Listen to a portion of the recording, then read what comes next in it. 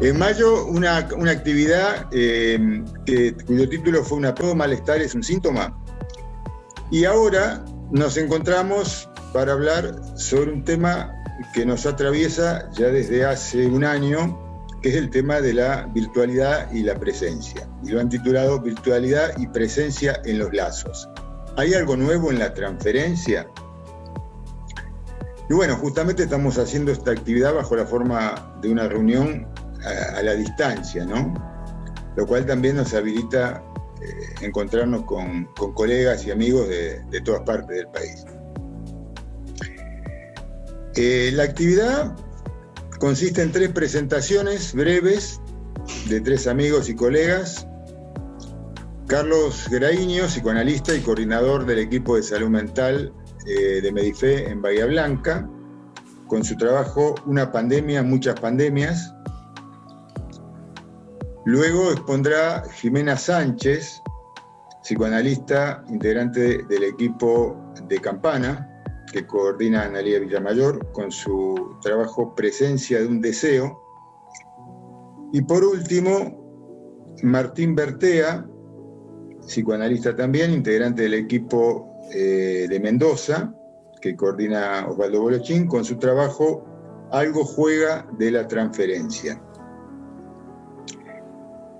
El formato ya lo conocemos, puede ser que haya participantes nuevos, digamos. Les recuerdo, van a ser 3 exposiciones de alrededor de 10 minutos.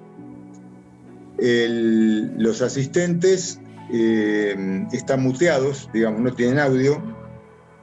Podrán hacer sus comentarios y preguntas que podrán ir escribiendo en el chat de la plataforma de Zoom a lo largo, digamos, en cualquier momento de las exposiciones. Mariana, Gabriela y yo iremos tomando esos comentarios o esas preguntas para transmitirlas a los participantes, para compartirlas con todos, no solo con los expositores, al finalizar las 3 exposiciones. Ese es el formato de la actividad. Les recuerdo que este es un primer ciclo. Habíamos comenzado con un solo conversatorio, luego se fueron armando los siguientes, y si bien todavía no tienen expositores ni título, tenemos previsto continuar con esta experiencia, que ha sido muy rica, muy interesante, además con, la verdad, que mucha participación.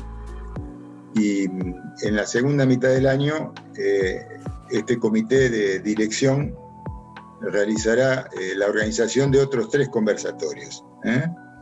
Creo que es como algunas otras cosas que, digamos, que nos deja la pandemia, digamos, hay algunas cosas que llegan para quedarse, otras esperemos que pasen de una vez por todas, pero algunas llegan para quedarse, y esta posibilidad de encontrarnos y de escucharnos y de conversar a la distancia por medios digitales es una de lo que ha llegado para quedarse.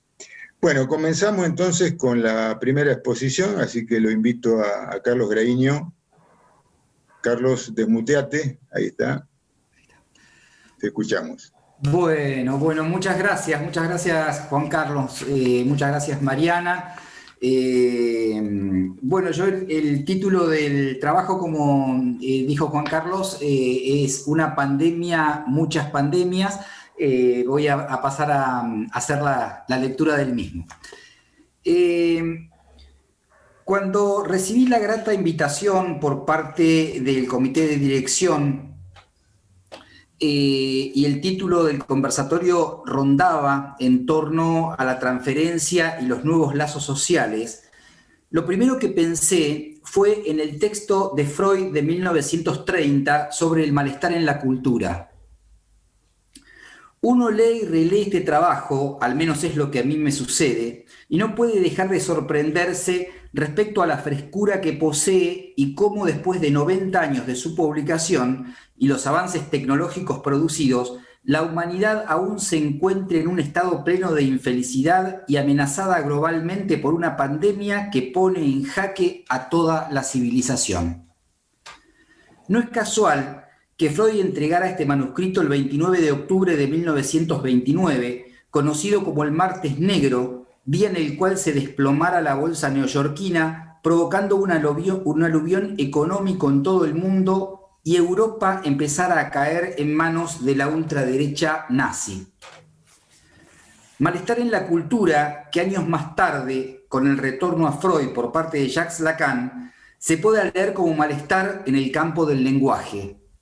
Esa inadecuación entre el objeto y la satisfacción que recorre toda la obra freudiana y determina nuestro trabajo en la clínica psicoanalítica. En una entrevista realizada en 1926 por George Sylvester Viereck, este le pregunta a Freud por los animales, entiéndase por el reino de la naturaleza tan diferente a la cultura. Y Freud responde de una manera increíble. ¿Qué objeción puede haber contra los animales?, dice. Yo prefiero la compañía de ellos a la compañía humana. ¿Por qué?, pregunta Viereck. A lo que Freud responde, porque son más simples.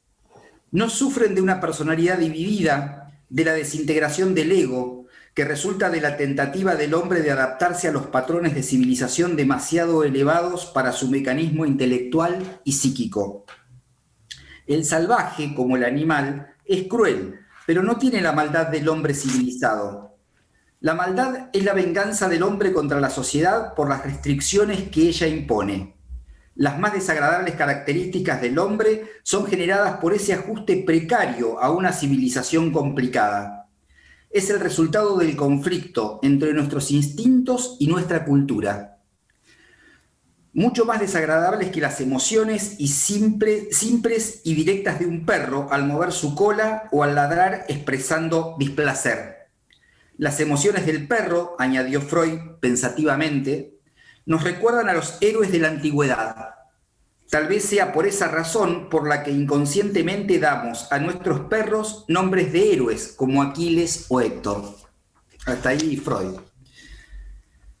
Dada esta breve introducción, y si nos acercamos a la situación que vivimos los argentinos desde el 20 de marzo de 2020, con el inicio del aislamiento social preventivo y obligatorio, no cabe duda que el mismo nos ha modificado el desempeño de nuestra vida cotidiana y ha puesto en escena, como hacía tiempo no se veía, la profundización del malestar en la cultura. Con lo que respecta a nuestra praxis, han sido variados los cambios que se fueron y se van produciendo respecto a los modos de pensar la vida y en lo que nos concierne a nosotros, la clínica.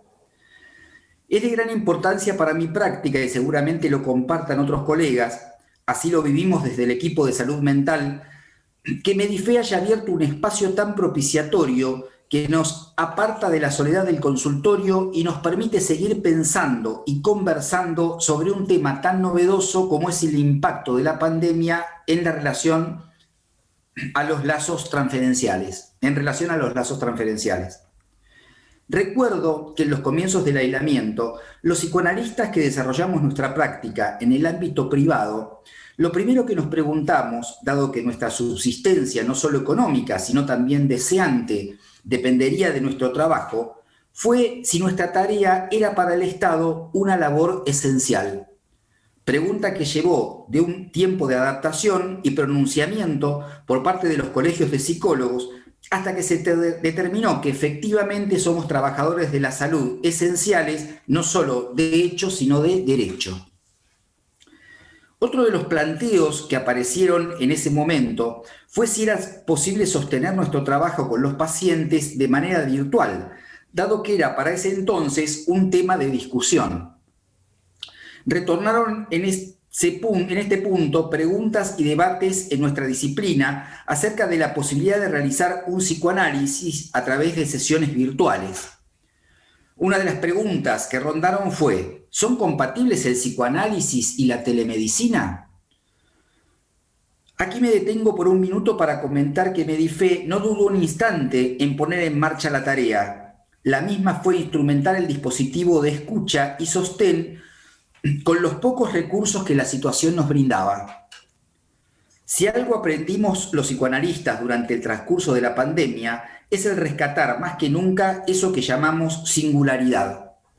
Si bien la situación de aislamiento es un universal, cada sujeto la inscribe y transita singularmente en un plano material e institucional que dependerá de la edad, género, grupo familiar, escolar o actividad laboral que realice. Si algo sabemos es que lo singular nunca es abstracto, sino particularizado a través de estas variables. Durante las entrevistas de orientación, nos fuimos encontrando con pacientes que podían acceder y ayornarse rápidamente a las sesiones virtuales, mientras que otros, que fueron sumamente reticentes al principio, no dejaron de utilizar el único recurso que podíamos ofrecer para poner palabras al sufrimiento que acarreaba haber perdido familiares cercanos o amigos, cuando no sus empleos e ingresos, y la preocupación por la continuidad de la vida en sus formas más básicas. En el texto citado anteriormente sobre el malestar en la cultura, Freud se pregunta sobre la infelicidad del hombre que vive en sociedad y encuentra tres fuentes de sufrimiento: la potencia de la naturaleza que lo somete, el cuerpo propio como fuente de sufrimiento y la complejidad de relacionarse con otros, es decir, el lazo social. Y agregará que la salida que halle el sujeto para moderar el sufrimiento dependerá de las maniobras que consiga hacer con sus pulsiones, a las que deberá renunciar en mayor o menor grado.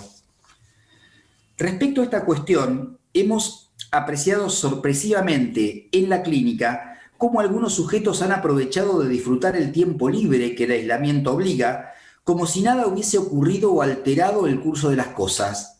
Represión y sublimación fueron aliados muy preciados para esta gran batalla.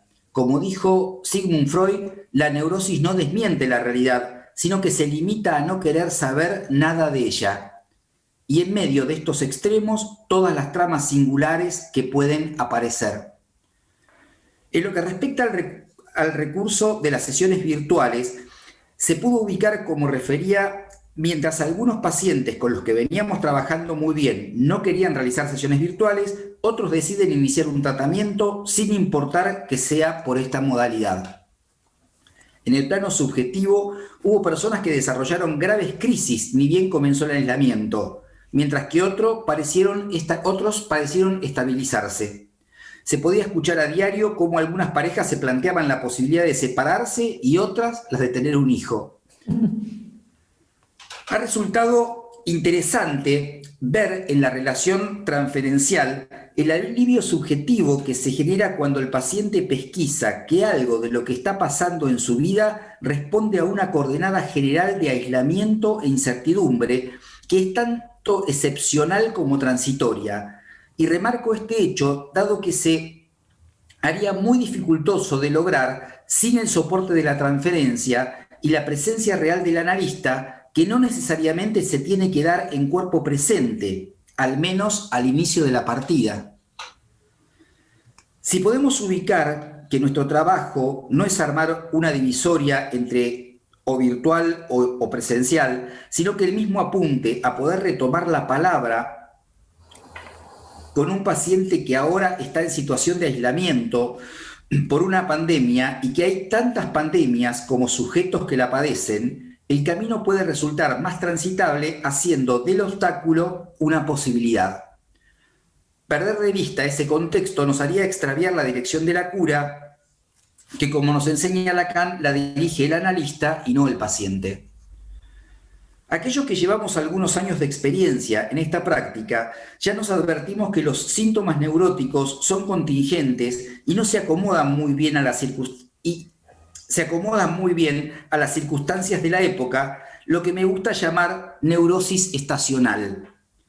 ¿Quién no ha tenido pacientes que en enero o febrero parecieran presentar una situación de neurosis con plena estabilidad al punto que retoman análisis a mediados de marzo? Estimo que no debemos perder de vista esta conexión tocante a la transferencia y el lazo social en la clínica que sostenemos. En muchos casos vislumbramos lo dificultoso que resulta tener que maniobrar transferencialmente cuando los analizantes no cuentan para las sesiones virtuales con un espacio íntimo donde poder hablar. Más aún, en casos donde el hábitat está reducido a un monoambiente y en más de un caso las mismas se han realizado en el auto o en el banco de una plaza. Tampoco podemos dejar de considerar cuando ofrecemos trabajar por llamada de voz o videollamada. ¿Le damos la posibilidad de elección al paciente o determinamos nosotros, por alguna razón transferencial, que el caso requiere una u otra vía? Es una pregunta, ¿no? El tiempo es breve y quisiera finalizar diciendo que son incontables las variables que se pueden establecer respecto a los nuevos lazos transferenciales y mucho tenemos por aprender de este nuevo modo de vida que se nos presentó. La transferencia de trabajo con el equipo de salud mental fue fundamental para avanzar en la tarea. Celebro este encuentro entre colegas, el intercambio de opiniones y conceptos. No cabe duda que conversar y discutir sobre estas cuestiones es algo a lo que no debemos renunciar como analistas, y agradezco a Medifem propiciar estos espacios, dado que si lo real nos plantea una situación de aislamiento, el estar con otros es lo que nos permitirá anudar de otra manera para no quedar en una posición de impotencia dentro de una trama social sin dudas sumamente compleja. Bueno, hasta ahí. Bueno, muchísimas gracias, Carlos. Ahora entonces invitamos a Jimena con su texto Presencia de un deseo. Hola, muchas gracias Juan Carlos, muchas gracias Mariana, buenas noches a todos. Bueno, voy a empezar a comenzar la lectura de este trabajo, que como dijo Juan Carlos se llama Presencia de un deseo. Empieza así. En el horizonte del camino que me he propuesto recorrer en el presente trabajo, una frase de Lacan relampaguea: todo gira en torno al fracaso. Así se me plantea, para decirlo de algún modo, aunque no en la vía del desánimo únicamente, sino vale aclarar en la de aportar alguna lucecita, que también es otra frase de Lacan, la práctica analítica en la actualidad, aquella que se sigue de la pandemia y de las medidas de confinamiento. Casi en ausencia del instante de ver, la pandemia desata el pandemonium. Los demonios se sueltan y liberan, al ritmo de las noticias televisivas y la vertiginosidad de las redes, un aquelarre no solo en los discursos, alterando las modalidades del lazo social, sino también en el inconsciente y el dominio del equívoco. Pandemonium o fuera de sentido, muerte de los dioses de la cotidianidad y la rutina. Sin embargo, Freud enseñaba, es algo que nos recuerda a Leonardo Leibson, un colega en una red social, que si convocamos a los demonios, no podemos, cuando aparecen, mandarlos a guardar. Hay que enfrentarlos, darles la palabra, escucharlos, reconocerlos en su verdad y después, solo después de todo eso, erosionarlos con la interpretación. Señala a su vez que tenemos una dura tarea por delante, ahora y después de la pandemia, porque los demonios son tan o más resistentes que los virus. Interrogada entonces por el tema del conversatorio, voy a tomar como referencia dos aportes que iluminaron este pequeño recorrido. El primero de ellos nace a partir de este título, del título del encuentro, Virtualidad y presencia en los lazos, que hay de nuevo en la transferencia. Y el segundo de ellos, que a su vez viene a redoblar al primero, luego de la reunión que mantuvimos la semana pasada junto con quienes me acompañan en esta conversación y el equipo organizador. Allí, Patricia Martínez recordó que estos conversatorios vienen a tomar el lugar, para decirlo de algún modo, de las quintas jornadas nacionales suspendidas, y que a su vez el tema que nos convoca hoy se agrega como algo nuevo respecto de la temática de las mismas. Casi de inmediato evoqué entonces el seminario inexistente de Lacan, aquel que nos dio a finales de 1963, y a continuación aquel otro que viene a reemplazarlo, los 4 conceptos fundamentales del psicoanálisis. Entre uno y otro, además, lo que Lacan llamó su excomunión. ¿Qué decir de todo esto? Que por un lado cobra valor el poder neutralizante de la metáfora, metáfora sin la cual no habría amor y que permite un tratamiento del peso mortífero del significante. La estructura de la metáfora es más complicada, pero como mínimo supone la sustitución de un significante por otro. Un significante cae, se pierde y en su lugar viene otro. Pero además, al plantearlo como metáfora, se supone que el término caído no desaparece por completo, sino que aquel que lo sustituye recupera algo de él. Las jornadas suspendidas, dice Mariana Troca, dejan una huella que inscribe una pérdida, pero a su vez un goce novedoso, el de la conversación. Entonces, el rasgo que elegí trabajar junto a ustedes intentará interrogar lo nuevo de la transferencia a la luz del seminario sobre los 4 conceptos fundamentales, tomando en particular lo que Lacan llama allí presencia y deseo del analista. Antes de comenzar, otra vez, un poquito más, el seminario 11 no es un seminario cualquiera. La primera clase es del 15 de enero de 1964. Sería una fecha más que no querría decir nada si no fuera porque es una fecha que marca el inicio de una nueva época en la enseñanza de Jacques Lacan.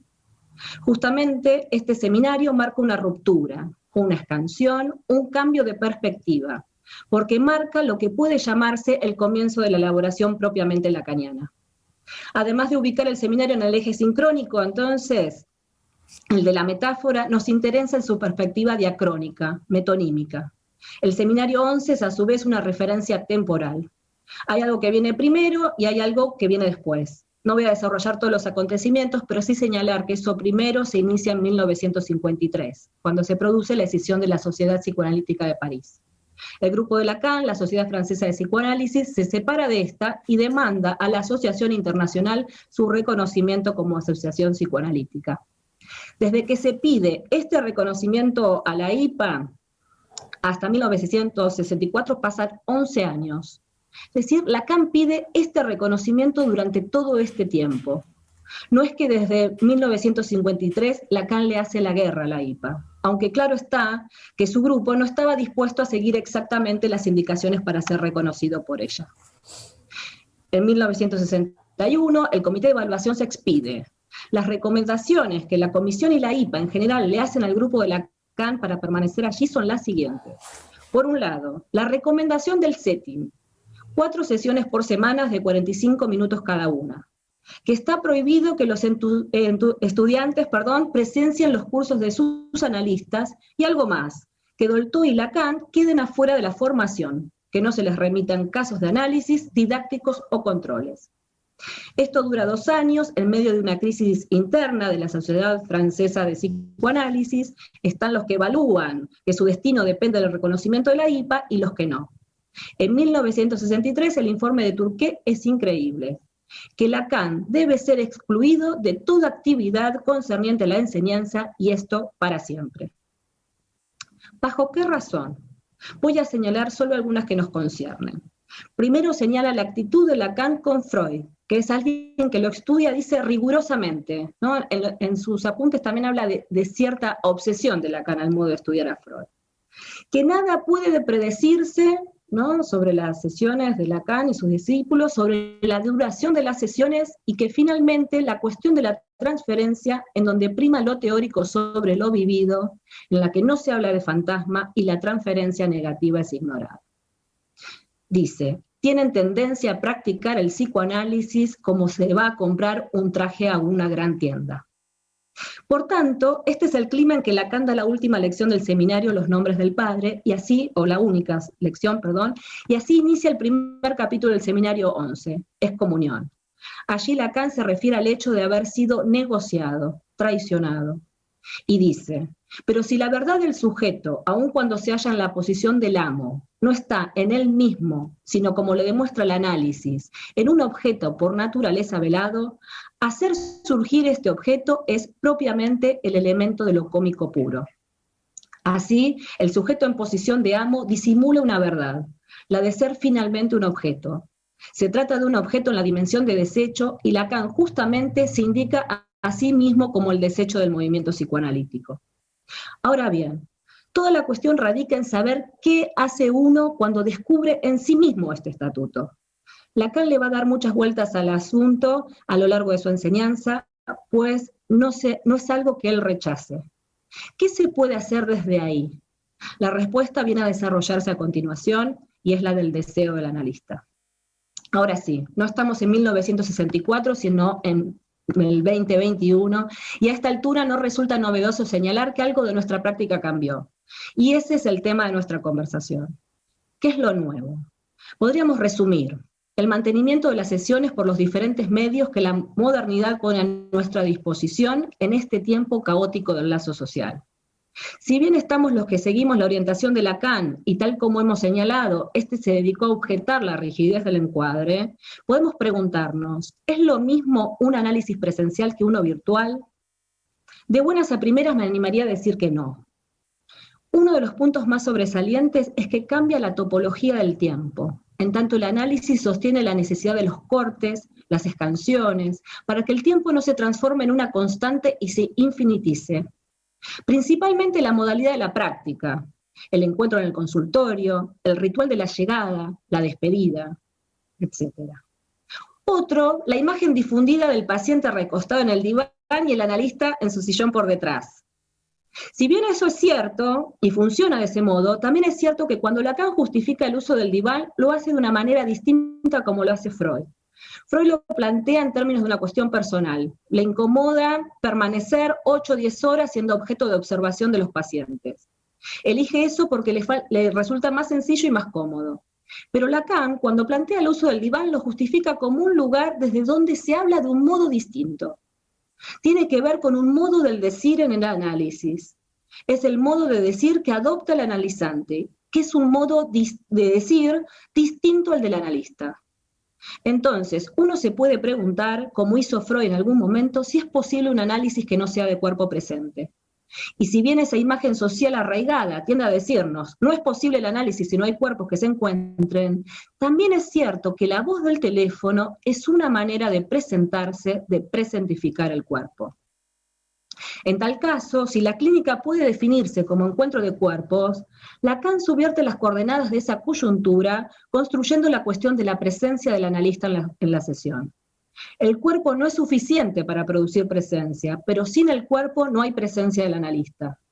Sin embargo, esta no se concibe fácilmente en tanto queda doblemente sustraída al registro de la evidencia de los sentidos por un lado y al de la inteligibilidad por otro, resistiendo a su captación directa y manifestando en su dimensión opaca, enigmática.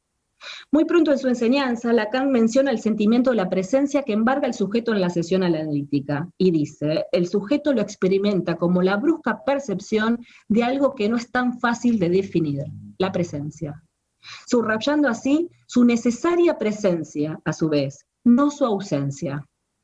No opera, dice, ni en absencia ni en efigie, sino como presencia un cuerpo real.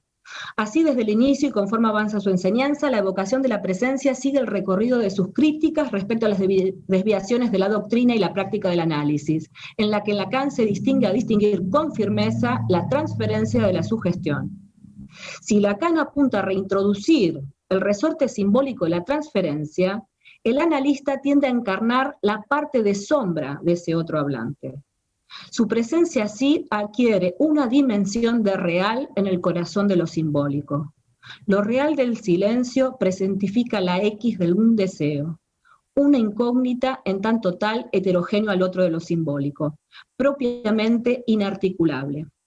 Hay un hueso real propio del amor de transferencia, la presencia del analista. El cuerpo no es aquí el cuerpo de la imagen, sino el cuerpo como piedra real en las redes de lo simbólico.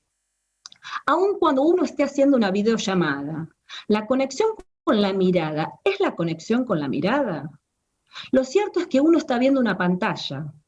¿Qué está viendo el otro cuando está viendo mi imagen? ¿Mira mi imagen o su reflejo? Una paciente, cada vez que entra a sesión, en el Zoom, se demora un tiempo mirando su imagen. Se acomoda los anteojos, retoca el cabello. Algunas sesiones después, se sorprende al encontrar a la analista realizando el mismo gesto. La próxima sesión, una baja de conexión de internet produce el pedido de apagar la cámara. Esto de no saber si me estás mirando o acomodándome el pelo me mata. ¿A quién le hablaba? Si bien el otro existe muy tempranamente en la transferencia bajo esta forma imaginaria, a veces tan solo para hacerlo esperar, para hacerlo demorar, lleva un tiempo para que ésta dé paso a otra cosa. Lacan va a señalar que no puede haber transferencia analítica sin interrogar el deseo del analista. Este deseo da cuenta de la transferencia porque ella no pone en juego solo lo que el paciente demanda, sino lo que el analista desea.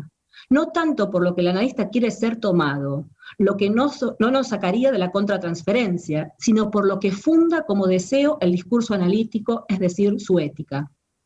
La transferencia, dice Lacan, es un fenómeno que incluye juntos al sujeto y al psicoanalista, siendo el resultado de un encuentro del deseo del paciente con el deseo del analista. Este deseo es un operador y en términos de su operatividad es definido como una X, una incógnita.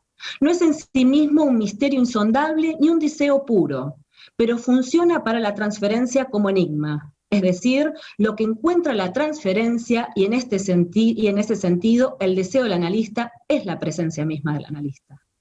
Es seguramente por eso, dice Lacan, en el momento de concluir, en el seminario, el momento de concluir, que, lo cito, he puesto el acento sobre el deseo del analista. El sujeto supuesto saber de donde es soportado, definido la transferencia, supuesto saber qué, de qué modo operar. Pero sería totalmente excesivo, sigue Lacan, decir que el analista sabe de qué modo operar. Lo que sería necesario es que sepa operar convenientemente, es decir, que pueda darse cuenta de la pendiente de las palabras para su analizante, lo que incontestablemente ignora. Como señala Javier Aramburu, no hay advenimiento del inconsciente sin algún compromiso del supuesto saber. El inconsciente no existe ontológicamente, sino que lo hace existir, es la exigencia ética que supone el deseo del analista. El deseo del analista se funda en un punto más allá del ideal amoroso, narcisista, del reconocimiento de la reciprocidad imaginaria. Una última referencia para concluir. En el seminario 11, en referencia al apólogo del restaurante chino, donde dice que el analista, además de cifrar el deseo como deseo del otro, en tanto está en el lugar del sujeto supuesto saber, debe tener tetas. Debe, además de ser tiresia, ser soporte del objeto del fantasma del analizante. Esa, dice, otra forma de presencia a la que la transferencia llama en el punto del fantasma fundamental. Bien, hasta ahí. Bueno, muchas gracias, Jimena. Muy interesante. Pasamos entonces a la lectura del trabajo de Martín Bertea, Algo se juega de la transferencia. Bueno, buenas noches, gracias por la invitación. Debo decir que el malentendido se filtró por el mensaje cuando pasé el título de la presentación, porque es algo nuevo de la transferencia, así que, bueno, corrijo ese punto que interfirió ahí en los mensajes cuando pasé el título. Bueno, primer punto, subjetividad de la época. Comienzo con una cita conocida de Lacan, de los escritos. Mejor pues quien renuncie, quien no puede unir a su horizonte la subjetividad de la época. Pues, ¿cómo podría ser de su ser el eje de tantas vidas, aquel que no supiese nada de la dialéctica, que lo lanza con esas vidas en un movimiento simbólico? Que conozca bien la espira a la que su época lo arrastra, en la obra continuada de Babel, y que sepa su función de intérprete en la discordia de los lenguajes. Fin de la cita. Intentaré darle a esta cita conocida, a partir del tema que nos convoca, otro sentido del que estamos habituados. Es sabido que quien está en posición de analista no puede desconocer los movimientos que suceden a su alrededor, sean políticos, sociales, tecnológicos, científicos, etc. Hipotetizamos que a partir de esto, los modos de sufrimiento, lo sintomático, varían según la época. Aquí leemos unir a su horizonte, lo que de ningún modo implica estar a la altura de la subjetividad de la época, o dicho de otro modo, ayornarse a esta sin condiciones. Esta otra alternativa puede acarrear lo imperativo del superyo y la presunción de que si no se es de este modo, estamos por fuera, a destiempo, y el psicoanálisis es por lo tanto antiguo y obsoleto. Comparto algunos detalles de este trabajo. Cuando me convocaron a participar, decidí rastrear qué había escrito sobre la virtualidad y la clínica, esto es, en Internet. Sorpresivamente, previo a la pandemia y transcurrido más de un año de su comienzo, casi no hay producciones sobre este tema. Esto implica que hay camino por trazar, por investigar, por conversar. Como practicante del psicoanálisis ubico un primer movimiento que va desde la desconsideración casi radical de incorporar tecnología como una herramienta más de la que podríamos servirnos para conducir un tratamiento previo a la pandemia, a la necesariedad y la pregunta por la presencia del analista. Si se tomaba como alternativa esta vía, en otro tiempo, inmediatamente surgió una afirmación disfrazada de pregunta. ¿Es eso psicoanálisis? Entonces, me pregunto, ¿implica que ahora digamos sin más que sí es psicoanálisis por el real que nos convoca? ¿No sería una forma de acompasarnos con el discurso del amo, que hace pasar todo por una pantalla y de esa forma el para todos se contradice con los principios de unas prácticas que los tiene bien esclarecidos? ¿Cuál es el lugar que ocupará el psicoanálisis frente a esto? Comparto dos eventualidades con las que me encontré comenzada la pandemia. La primera fue la atención a distancia. En esto, el binomio trabajo y hogar era una especie de banda de Moebius donde no podía precisar cuándo comenzaba lo uno y concluía lo otro. Además, decidí que en esas coordenadas y circunstancias iba a ser vía telefónica y no por videollamada. La intimidad de mi hogar se ponía para mí en discusión y también cierta intimidad de quien consultaba. Considero que no es necesario que eso entre al dispositivo analítico. Esta modalidad, además, me resultó muy difícil de llevar adelante. Lo segundo es que pasado un poco más de un año de pandemia, solo he recibido una consulta por este motivo, es decir, por la pandemia, que compartí con ustedes empezando en voz alta. La situación epidemiológica en Mendoza es diferente que en otros puntos del país. Por último, el último punto. Volviendo nuevamente a la cita del comienzo en relación con su época, al analista le cabe la función de intérprete de los acontecimientos que se suceden. Leer e interpretar como operaciones analíticas. Segundo punto. ¿Qué se espera y qué esperamos del psicoanálisis? Freud comienza su práctica con cierta epidemia de la que el saber médico de su época no daba respuesta. Las manifestaciones y sintomatologías de la histeria posibilitaron el nacimiento del psicoanálisis. Pero este surgimiento no se produjo por el afán de curar, sino por escuchar más allá de lo que se le ofrecía como sufrimiento, es decir, que Freud interroga la demanda de sus pacientes y también la de la comunidad de analistas y médicos que formaban parte de ese movimiento. Con esto quiero decir que Freud no se dejó intimidar por el ideal de salud. Más aún, a partir de esta torsión, surge lo que hoy conocemos como transferencia y síntoma. Entonces me pregunto, frente a esta pandemia, ¿qué tenemos que curar? Cuando nos encontramos un poco desorientados y no pudiendo todavía precisar los efectos que este fenómeno mundial nos presenta, considero oportuno recurrir a los principios fundamentales y rectores de nuestra práctica para que ella no se transforme en un ejercicio del poder en manos de un amo que solo quiere que la cosa marche. Es por esto que el psicoanálisis tiene un procedimiento que Lacan llama considerar y del cual nadie en posición de analista puede prescindir. De esta posición dirá, ni firma de las cosas, ni providencia de los acontecimientos. Recuerdo que esta cita es de la ponencia titulada Del psicoanálisis en sus relaciones con la realidad de 1967. Dicho esto, ¿nos dejaremos arrastrar por la vorágine de lo que la psicología y la neurociencia, que en cada etapa de diario de cada día sitúan como los efectos de la pandemia sobre la salud mental? ¿En qué diferenciamos nuestro modo de abordaje si alguien nos consulta adjudicando su sufrimiento a la pandemia, a una ruptura amorosa o a una idea obsesiva que le resulte insoportable? Considero la posibilidad de que el psicoanálisis tome cierta distancia de esto, no para desentenderse de lo que acontece, sino para seguir sosteniendo sus fundamentos como práctica. Pandemia no deja de ser un significante y como tal no está al servicio de él y de un único significado.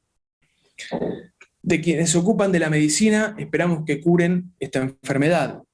Del avance científico esperamos vacunas. Del psicoanalista, ¿qué se espera? Último punto, realidad colectiva. Comienzo este apartado final con una precisión que Jacques Alain Miller aporta en su curso Donc.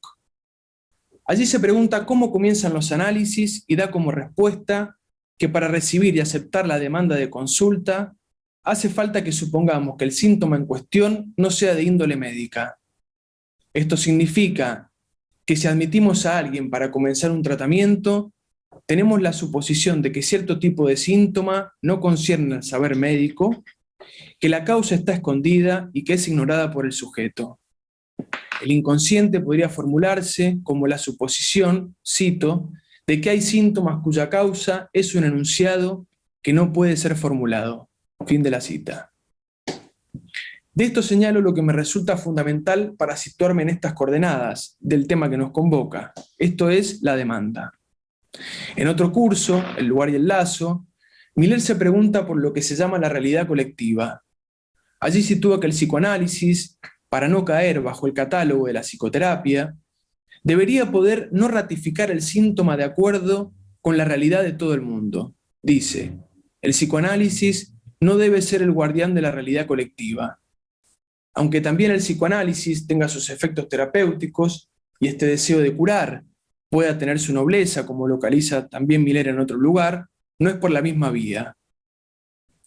Si consideramos los efectos sobre la salud mental en tiempos de pandemia, cualquier espacio PSI que consultemos señala ansiedad, miedo, ataques de pánico, abulia, apatía, cansancio, entre otros. ¿No son estos síntomas, si así cabe nombrarlos, modos de malestar que encontramos en la neurosis, aunque no siendo patrimonio exclusivo de esta estructura? ¿No se han adjudicado también a la subjetividad de la época, aún sin pandemia? ¿Es a partir de esto que debemos dirigir nuestras intervenciones para devolverle al sujeto un estado anterior de normalidad? En una intervención del año 1966 titulada Psicoanálisis en Medicina, Lacan interroga enfáticamente la posición del médico y del analista. Dice, ¿dónde está el límite en el que el médico debe actuar y a qué debe responder? A algo que se llama la demanda. En la medida en que el registro de la relación médica con la salud se modifica, donde esa suerte de poder generalizado que es el poder de la ciencia, brinda a todos la posibilidad de ir a pedirle al médico su cuota de beneficios con un objetivo preciso e inmediato. Vemos dibujarse allí la originalidad de una dimensión que llamo la demanda. Fin de la cita. Entonces, el modo de respuesta a la demanda, donde también hace su entrada el concepto de interpretación para dar lugar a lo que llamamos transferencia, en ese modo es donde podremos situar, localizar, considero, alguna variación de nuestra práctica, de nuestra clínica.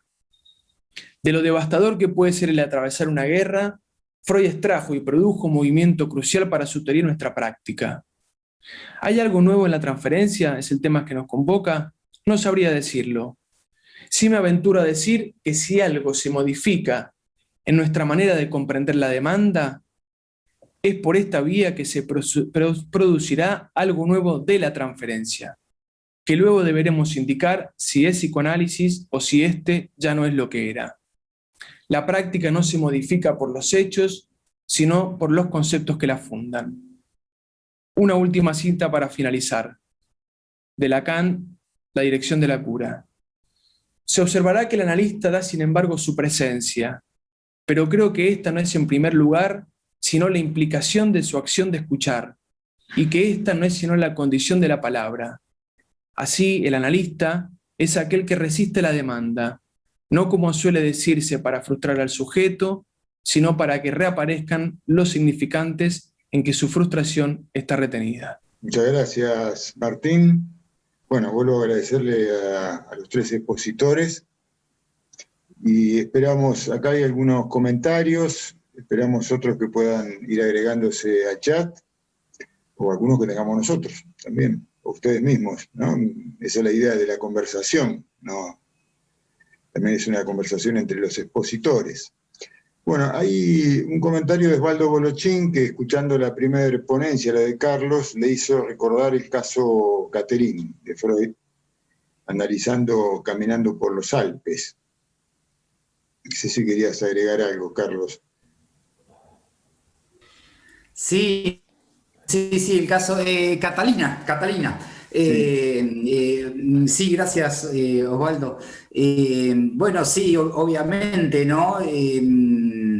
Me parece que es es ese deseo al cual Freud no renuncia. Me hiciste acordar el caso ahora, me viene a la mente cuando Freud va a la montaña de vacaciones y esta nena era la que tenía una tía, creo que era la dueña de la posada, y le dice a Freud que bueno, que ella padecía de ahogos. Tenía problemas para respirar y no era época de COVID. Claro, tal cual, Mariana, tal cual. Y bueno, y cómo ahí Freud la va llevando, hasta que de pronto esta nena le relata cuando el esposo de la tía estaba con la chica que limpiaba ahí en la posada, teniendo un acto sexual, y cómo me acuerdo que no me acuerdo cómo se llamaba si era Francisquito, no me acuerdo quién era el amigo de ella, cuando van a ver el acto sexual, el amigo sale disparando, ¿no? Hace una reacción fóbica y sale disparando. Y esta, como buena histérica, se agarra, se cuelga del ventiluz y mira, y ahí donde, bueno, ve, y le agarra el sofocón. La verdad que está bárbaro ese caso, me hiciste acordar, te agradezco, Osvaldo, porque está muy bueno, y el deseo de Freud ahí de llevarlo hasta el límite está muy bueno. Creo que es lo que nos toca a todos en este momento, ¿no? Jugar al límite. Bueno, o sea que el deseo del analista no se toma vacaciones. No. Exacto, Juan Carlos. Estaba de vacaciones, pero no, o sea, el analista no está de vacaciones. Yo quería hacer un comentario, ¿puede ser, Juan, o tenés alguna otra? No, lo que iba a agregar sobre esto era, lo de las vacaciones lo digo porque es curioso que lo que Jimena señalaba como el punto de ruptura del seminario 11 es parte, entre otras cosas, porque no era solo eso, de una discusión alrededor de lo que llamaba el setting, ¿se acuerdan? En una época o encuadre rígido. Y en los ejemplos mismos de Freud, como de Catarina, eso estaría puesto en duda, ¿no? Que el deseo del analista y la posibilidad de un análisis no dependen de ese encuadre, o no solo de ese encuadre. No, eso nada más. Sí, bueno, en principio agradecerles a los tres los trabajos que nos leyeron. La verdad que me resultaron muy interesantes, muy a la altura de muchas de las preguntas que nos venimos haciendo en esta red de salud mental a través de los Pensando en Voz Alta, como bien recordaba Martín, y de la experiencia que, como decía Carlos, desde el inicio de la pandemia y del aislamiento en Medife pusimos en marcha, que es lo que llamamos la atención remota, la virtualidad, y que si bien es cierto, como decían algunos de los trabajos de ustedes, no hay, creo que Martín decía que se había puesto a buscar en Google trabajos o textos sobre virtualidad y clínica, no solo no hay escritos sobre eso, no hay saber referencial que nos oriente, eso está claro, pero ya pasaron 15, 16 meses y en este equipo, que no cabe duda, digamos, cómo funciona el deseo analista como motor de producción permanente. Claramente los trabajos de ustedes lo que muestran es que podemos ya los analistas empezar a decir algunas cuestiones, empezar a esbozar algunas hipótesis y, por supuesto, hacernos unas cuantas preguntas. Yo quería volver sobre una articulación que se me armó entre el trabajo de Carlos y el de Martín, porque Carlos se hacía una pregunta y como lo conozco hace muchos años, estoy segura que alguna respuesta tiene a eso que dejó planteado al modo de interrogación, ¿no? Cuando dice, la modalidad de atención, ¿la decidimos nosotros o le damos a elegir al paciente? Pero antes que me des la respuesta, Carlos, me gustó y me pareció muy interesante cómo se articula esa pregunta tuya con una respuesta que sí da Martín, cuando dice que se le juntó trabajo y hogar y entonces, en relación a la atención a la distancia, decidió atender a sus pacientes por teléfono para conservar o preservar la intimidad del hogar. Entonces, le pregunto a Martín sobre esa afirmación, si esa decisión, digamos, que toma como analista en el modo de atención está ligada solamente a la cuestión de preservar la intimidad del hogar o si no pensás que en ocasiones es la propia clínica, alguna situación transferencial, alguna cuestión que a veces uno escucha de una manera particular en un paciente determinado, lo que hace que por ahí uno diga, esta vez no es por teléfono, es por videollamada, por ejemplo, ¿no? Pensando en una afirmación de la teoría lacaniana, digamos, una afirmación de Lacan, cuando plantea que transferencia e inconsciente forman parte, la presencia del analista forma parte del inconsciente, digamos, ¿no? Me parece que ahí hay una cuestión en donde claramente quien comanda es el analista, ¿no? Quien toma la decisión. Pero un poco por eso quería volver sobre esta articulación que se me armó entre los trabajos de ustedes dos.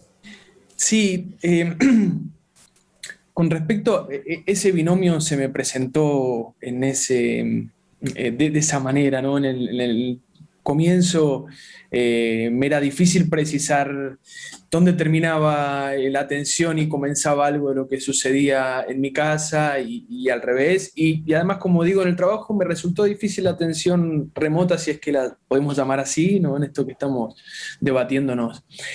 Con respecto a la intimidad que mencionaba en el trabajo, cuando lo escribí pensando sobre todo en dos pacientes, pacientes que están en análisis, que han hecho que han pasado al dispositivo de Diván, ¿sí?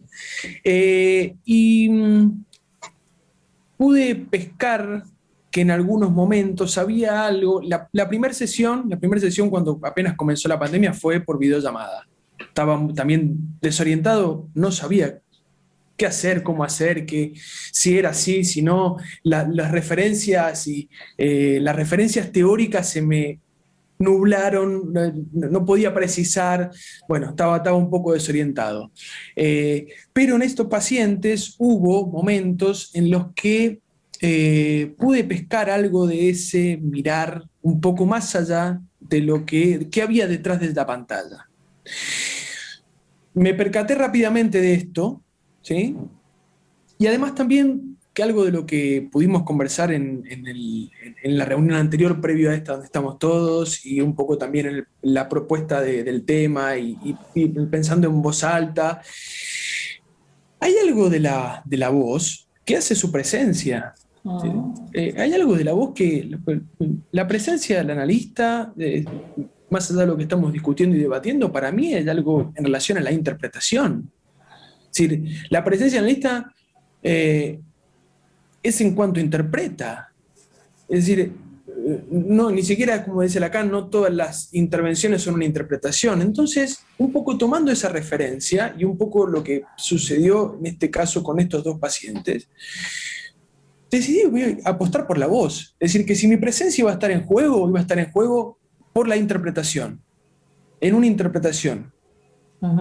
Si era necesario, en algún momento podía evaluar la videollamada, pero apostaba a mi presencia en la continuidad del tratamiento desde la voz, y para eso hacía falta o era necesario el teléfono. Uh-huh. Y así lo sostuve durante el tiempo que, al menos acá en Mendoza, pudimos volver al consultorio. Pero particularmente es en relación a esta pregunta que nos convoca de la presencia del analista, y hay algo de la interpretación que allí hace su presencia en la lista. Uh-huh. Gracias, Martín. Gracias, Martín. Carlos. Bueno, hay varios comentarios. Acá hay Carlos falta, Carlos. Sí, Mariana, coincido mucho con lo que plantea Martín. A mí me pasó que, por ejemplo, los pacientes que estaban en análisis, ellos mismos pedían que sea un llamado telefónico y que no esté la mirada a través de la pantalla. Y por lo general las entrevistas o las personas que han ido pidiendo entrevistas o que estaban en entrevistas han continuado digamos, en lo que sería el cara a cara, entre comillas, a través de una pantalla, ¿no? Pero se fue dando eso, es lo que te podría responder así dentro de la experiencia durante todo este tiempo, ¿verdad? Okay. Sí. Hay una pregunta, no sé si la podré responder, que estoy leyendo de Daniel, pero no sé Adelante, dale, sí. Sí. Avanti. Esperá que te la lee Juan Carlos, así hacemos la gentileza, dale. Una pregunta al planteo de Carlos. Si podría desarrollar un poco más las condiciones del malestar actual más allá de la pandemia y en lo que se escucha en las consultas, si observás algún rasgo de novedad. Sí, re interesante. Te agradezco la pregunta, Daniel. Pues, cuando la estaba leyendo pensaba, digo, qué interesante tu pregunta. Te voy a dar mi opinión, ¿no? al respecto. Yo lo que noto es que es muy poco de novedoso. Lo que noto es esto que plantea Freud de esta indefensión del hombre, esta indefensión de la cultura ante las amenazas, esta dificultad que se vuelve a presentar, como Freud lo describe 90 años atrás, en el lazo social, y que un invisible bichito nos haya puesto en jaque a una civilización que creíamos avanzada porque habíamos llegado a la Luna y estábamos mandando sondas a Marte, y que estamos totalmente hackeados ante un mínimo bichito que apareció. Entonces me parece que poco de novedoso en eso, ¿verdad? Como que no, la civilización no sé hasta qué punto ha avanzado, y es un cachetazo al narcisismo muy importante que nos da el coronavirus. Es mi opinión, ¿no? No sé, está puesta a discusión, obviamente. Uh-huh. Voy a transmitirles una pregunta que puede ser abierta, me parece perfectamente para los tres invitados de hoy, de Patricia Martínez, que dice: hay un punto que me parece importante relevar. Si hay algo nuevo, eso no estaría en los hechos que suceden, sino en los fundamentos del psicoanálisis. Entonces le doy una vuelta a la pregunta. El cambio de las condiciones de la producción, decía Benjamin, modifica no solo el modo de producir arte, sino la idea de arte mismo. Entonces, viene la pregunta de Patricia. ¿El modo de producir el encuentro entre un analista y el que demanda ahí modifica la idea misma del análisis? Bueno, no sé si Carlos o Jimena, que tenía abierto el micrófono. No, retoma. ¿Sí? En relación a lo que dice Patricia, coincido y me hago esa pregunta, es decir, un poco lo que al menos intenté transmitir en el trabajo era algo en relación a que más allá del hecho que estamos viviendo, el hecho angustiante que puede ser el atravesar una pandemia y todos los efectos que eso tiene, mi pregunta iba un poco por ese lado: si el psicoanálisis se va a sostener como psicoanálisis por los hechos que suceden o por los fundamentos que tiene para su práctica.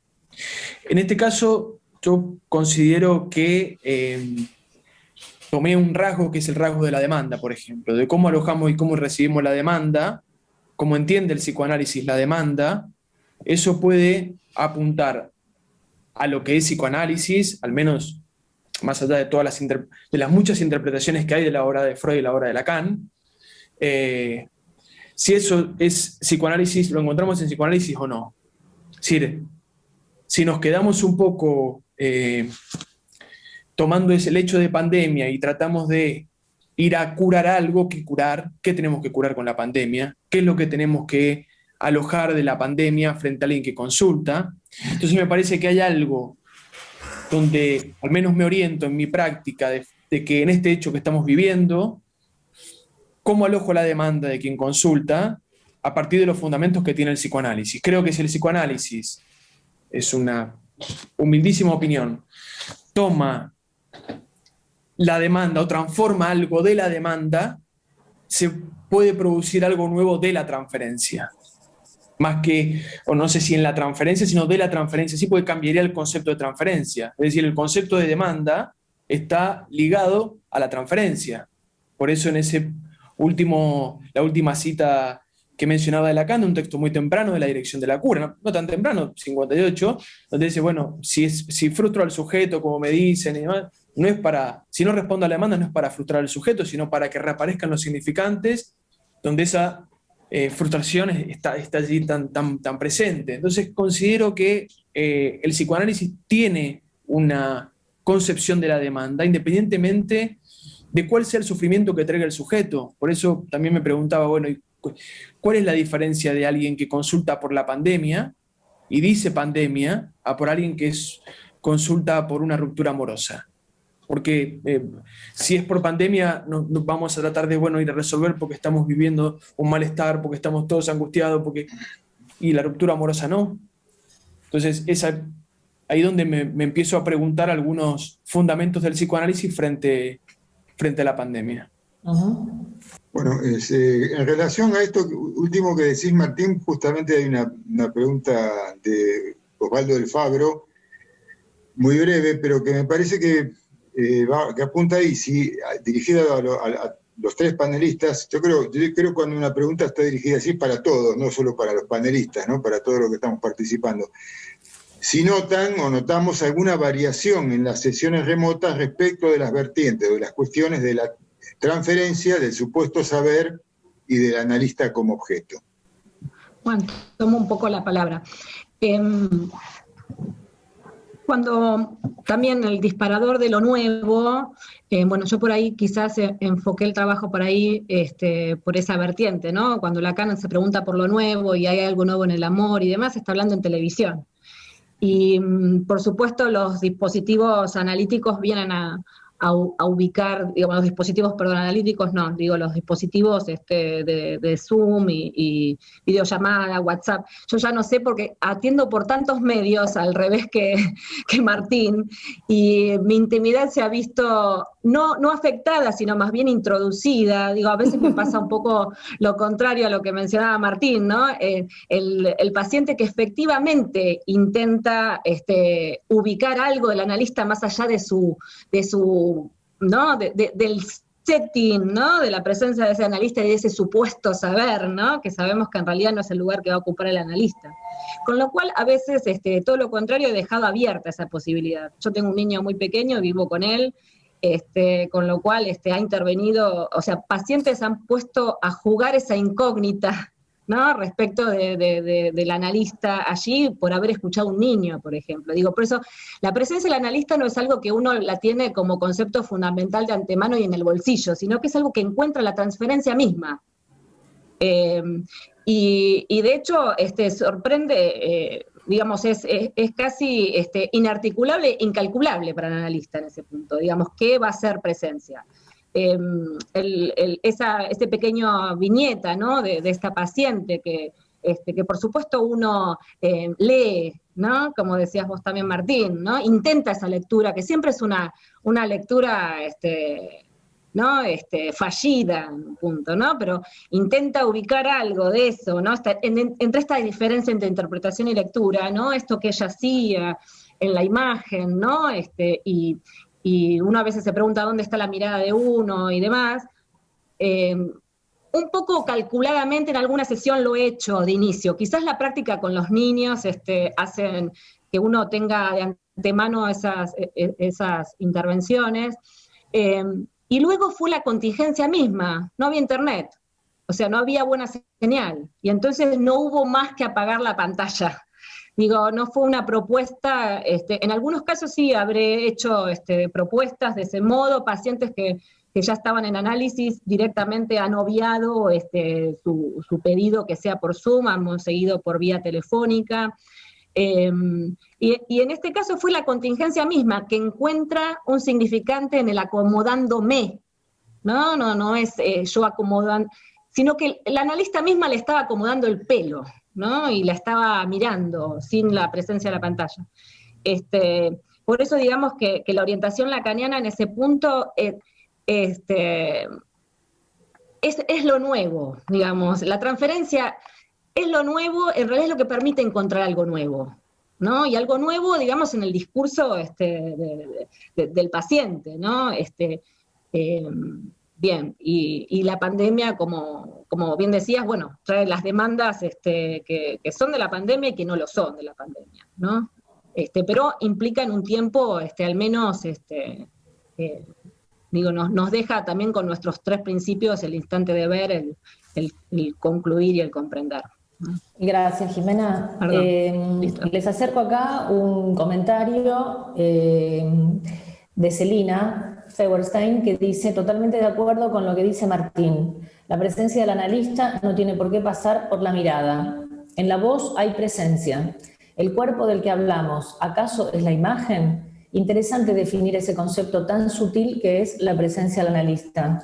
Sí. Me gusta este subrayado que hace Celina porque yo coincido con lo que ella está diciendo en el sentido de que de repente los tres trabajos parecían como girar todo el tiempo en torno al concepto presencia del analista. Como si algo del orden de la pregunta en la invitación, virtualidad y presencia en los lazos, hay algo nuevo en la transferencia, bueno, nos llevó de cabeza, digamos, a pensar en ese concepto articulado con distintas cuestiones en cada laburo, ¿no? Perdón, te interrumpo, Mariana, con esta respuesta, con esta pregunta. Sí puede ser la voz, pero también la mirada puede hacer presencia. Digo, tiene que ver con el objeto, con el objeto que el paciente, digamos, digo, por eso digo que es algo que se encuentra en la transferencia. Sí, digo, a veces la presencia hace del lado, ¿no? Digamos, tiene que ver con el objeto del paciente que nosotros no lo sabemos de antemano, digamos, ¿no? Es cierto, pero juega su fantasma. Parece que hay como un subrayado sobre la cuestión de la voz en relación a la presencia por el dispositivo, como estabas diciendo vos, y me dio risa tu fallido de los dispositivos analíticos. Porque claro, tiene que ver con esto que vos a mí me explicabas, digamos, que vos te manejás que para vos cualquiera de esos dispositivos resultó un dispositivo al servicio de la dirección de la cura. Pero también es verdad, como decía Martín, yo me identifico más con la posición que tomaba Martín en el sentido de que yo también elijo en general atender a mis pacientes telefónicamente, digamos. Y en ese punto me parece que la voz es un objeto privilegiado para crear presencia. Entonces, por eso me parecía interesante cómo lo planteaba Celina, ¿no? Bueno. Ahí hay un nuevo comentario. Yo quería relacionar quería hacer un nudo acá, ya que estamos innovando, quería hacer un nudo. Hay un comentario, agrega un comentario Patricia Martínez y quería relacionarlo con otro de Adriana. Patricia dice, yo respondo, por esa misma pregunta que hacía de si había algo nuevo, esto que hacemos es nuevo, es decir, conversar con gente que está en distintos lugares del país, la introducción de la tecnología y la mediación de pantallas es algo nuevo. El paciente cuando nos mira en una pantalla se mira también, se ve, algo que antes tampoco estaba. Al principio resistimos tratando que siga todo vía remota. Ahora que estamos tratando de ubicar esta novedad, podremos pensar, como dijeron los tres, si esto modifica o no de una manera inédita los lazos. Y esto lo quería vincular con otro comentario de Adriana, que dice, me interesó algo que esbozó Martín, que me resonó como interrogante todo el tiempo, si él puede ampliar esto, bueno, que después lo hiciste, Martín, hasta dónde estos dispositivos de atención remota pueden ser un recurso para atender en pandemia, pero agrega como una especie de alerta, y es hasta dónde podemos, por decir así, quedar adaptados o sobreadaptados al sistema. ¿En qué lugar queda un analista como, si estamos sobreadaptados, me parece que quiere decir esto, en qué lugar queda el análisis como lugar de ruptura, ¿no? Yo quería decir algo en relación a lo que está diciendo ahora Juan Carlos, que dijo recién Mariana y Jimena, con respecto, coincido con esto que dice Jimena, es decir, el objeto no lo sabemos de antemano. Sí tengo también una idea con respecto a, vivimos en un mundo de pantallas, estamos en un momento histórico donde la mirada tiene un lugar, el ojo tiene un lugar muy... Preponderante. ¿Cómo? Perdón. Preponderante. Sí, preponderante. Uh-huh. Entonces también... me pregunto si más allá de no conocer el objeto, como decía Jimena, si la sustracción de la mirada no invita un poco a otro espacio. Uh-huh. Si no invita un poco hoy todo pasa, pues, oye, el objeto en el bolsillo es el teléfono. De acuerdo. Está permanentemente ahí. Entonces, la sustracción, y lo ubico también en estos casos particulares, la sustracción de la mirada, aunque el objeto pueda no ser la mirada, trato de corroborar qué efectos tiene, donde todo pasa por esa pantalla, donde todo pasa por virtualidad, bueno, quizás el psicoanálisis, ofrecer la voz y la escucha, porque la escucha no es la mirada, ¿no? Es decir, el escuchar no es ver, es como No. si hoy incluso pareciera que todo el signo de amor pasa por el ver. Pero la ¿no? Y el entrevista escuchar, preliminar tampoco es el análisis. Digo, por eso hacía esa suerte de... exactamente. Mm. Entonces, también quizás es otro punto a considerar, es decir, cómo el ojo está tan presente y quizás un espacio donde se ofrece la escucha y no esa mirada, ver qué efectos tiene. Sí, es interesante lo que decís, Martín, porque me hiciste acordar un comentario que me salió el otro día en un espacio que me invitaron leí un trabajo sobre la experiencia que estamos haciendo de pacientes con COVID, que están aislados en hotel, ¿no? Que los llamamos por teléfono una vez por día durante todos los días que los pacientes están en el hotel, los llamamos una vez por día y somos un grupo de amigos psicoanalistas que estamos haciendo esta experiencia con un grupo de colegas de Medife. Y yo decía, tomando lo que vos estás planteando justamente, que la llamada telefónica además se la hacemos al teléfono de línea donde el paciente está adentro del hotel. Porque como dice un amigo mío, el teléfono celular se usa para todo, para miles de cosas, menos para hablar por teléfono. Entre otras cosas, porque efectivamente es un dispositivo que, como vos estás subrayando, tiene también una prevalencia mucho más ligada a la mirada que la voz, ¿no? Entonces, a veces es hasta inevitable, sobre todo ahora que usamos estos auriculares, estar atendiendo a una persona o hablar por teléfono con una persona y estando el teléfono delante de nuestros ojos, no ver lo que está pasando allí. Y yo creo que a los pacientes les pasa lo mismo. Entonces, si de verdad nos proponemos en estas entrevistas o en los análisis que conducimos o en los pacientes que atendemos en las primeras consultas en Medife, la apuesta sería sustraer la mirada, deberíamos volver incluso a la invitación del llamado telefónico, un teléfono de línea, ¿no? Casi in extremis. Claro. ¿Sabés lo que pienso, Mariana, por ahí con esto que están comentando, ¿no? Tanto lo que decía Martín como Jimena y este comentario que agregás. Yo hoy cuando vos me preguntabas y yo te decía, bueno, por lo general los pacientes que estaban en entrevistas o que piden entrevistas, yo intentaba hacerlo a través de la pantalla y aquellos que están en análisis a través de la voz, porque me parece que, digamos, el objeto mirada es un objeto que no está tan castrado en alguien que no está en análisis, ¿no? Uh-huh. Como que es un objeto a ir haciéndolo pasar por el tamiz de la falta durante las entrevistas, ¿no?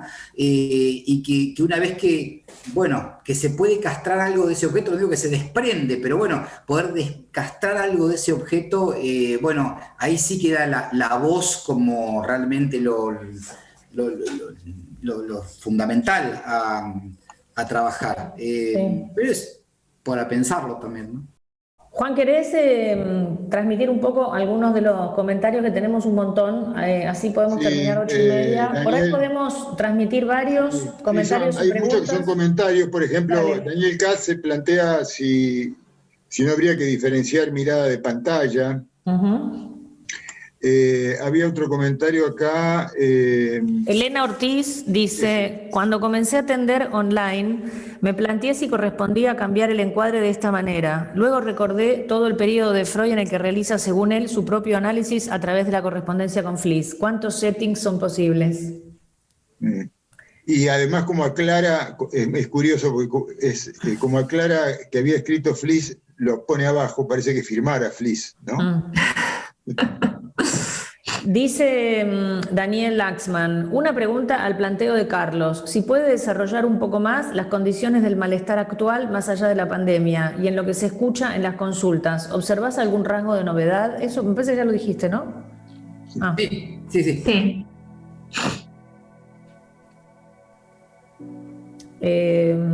Adriana González, me interesó algo que esbozó Martín, que me resonó como un interrogante todo el tiempo. Si él puede ampliar esto, me pregunto cómo trae la inquietud cómo traía la inquietud Martín, hasta dónde estos dispositivos de atención remota pueden ser un recurso para poder atender en pandemia y hasta dónde podemos quedar, ¿cómo decirlo?, adaptados. ¿En qué lugar queda el psicoanálisis como lugar de ruptura? Me parece que esto también ya lo... Y eso ya lo leyó Juan también. En el chat hay un comentario de Patricia Pozzi. Dale. En relación a la pregunta de Osvaldo, en el pedido de acordar la primera entrevista, una consulta, dice por escrito de WhatsApp, espero pueda ayudarme, y lo acompañó seguramente error de escritura, lapsus de un signo de pregunta seguido de un signo de exclamación. Ojalá pueda ayudarme, entiendo que un lapsus escrito, digamos. Me pareció tan válida la interrogación como la exclamación, pero solo a partir de que se despliegue la palabra se hará saber si fue un lapsus o no. Claro. Eso es posible, digamos, en el sentido que el signo de interrogación es algo escrito, no solamente puede aparecer en el WhatsApp porque está escrito, eso es lo que me parece que subraya. Otro comentario acá, alojar los sufrimientos y no retroceder por el acontecimiento que impide el encuentro presencial. Exacto. Sostener la apuesta de producir, es decir, que solo el psicoanálisis ocasiona con su interpretación. Uh-huh. Si alojar los sufrimientos y no retroceder, aunque las condiciones del tratamiento sean distintas. Irene dice, muy interesante, Carlos, los momentos que recortás de los... Irene Mascheroni, ¿no? Que recortás de los encuadres respecto de la mirada y de la voz. Se verifican los análisis de mis pacientes adultos y niños. Se verifica que se va más allá de las entrevistas iniciales cuando se priva algo de la mirada. Uh-huh. Uh-huh. Bueno, no sé si quieren decir alguna otra cosa. A mí me parece que estaríamos ya en horario de ir cerrando. Si quedan ganas, mucho mejor, porque esto sigue. Hay muchos agradecimientos, muchos comentarios sobre lo que ya se dijo. Bueno, por mi parte, entonces, saludarlos, agradecerles una vez más a cada uno de ustedes, a Carlos, a Martín, a Jimena, a Gabriela en nombre del comité y la organización de este evento, a Mariano y Adriano que están ahí detrás de las pantallas negras, no se muestran pero están ahí presentes, y por supuesto a cada uno de los más de 100 participantes que nos acompañaron hoy atentamente, escuchando en silencio y haciendo muchas intervenciones, preguntas y comentarios. Así que, bueno, muchas gracias, felices vacaciones de invierno, y en agosto retomamos este espacio, si les parece. Muchas gracias a los tres y a todos. Y en algún momento va a estar este conversatorio subido a la página, y va a estar disponible para todos grabado. A Facebook, al perfil. Exacto. Para Medife hubo un montón de cosas nuevas. En el último conversatorio tendríamos que hablar de eso, de todo lo nuevo que estamos haciendo. Bueno, gracias. Hasta la próxima. Muchas gracias. Adiós. Muchas gracias. Hasta luego. Hasta luego. Muchas gracias.